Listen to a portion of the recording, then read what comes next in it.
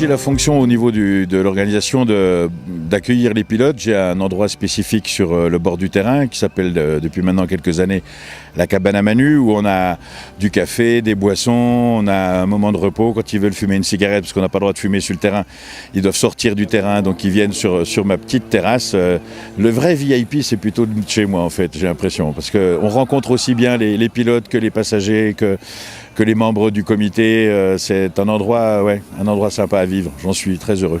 Le chant du ventilateur, et maintenant regardez, le pilote envoie les coups de brûleur, il est couché dans la nacelle, il se redresse.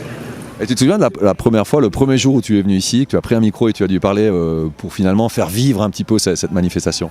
Ah oui, on me le rappelle encore tous les ans, puisque je ne connaissais pas la technique à l'époque, et je disais que les ballons étaient faits en Novilon au lieu d'une Nomex. Donc le Novilon, pour ceux qui ne connaissent pas, c'était un revêtement de sol plastifié assez gros et rustique.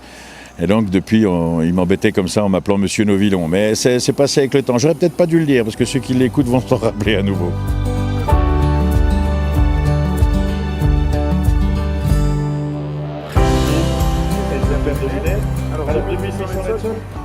Tu as fait. Félicitations.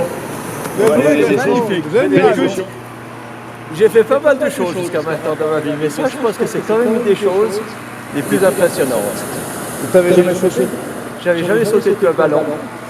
Et c'est assez antinaturel pour un pilote de ballon d'enjamber la nacelle et de sauter dans le vide. Tu vois?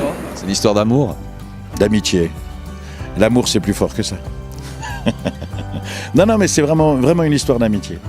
Et on se retrouve chaque année. On n'est pas en lien tout le temps sur toute l'année. Je ne suis pas personnellement un amateur de réseaux sociaux. Mais chaque fois qu'on se recroise, on se tombe dans les bras comme si on s'était quitté la veille, et avec joie et bonheur.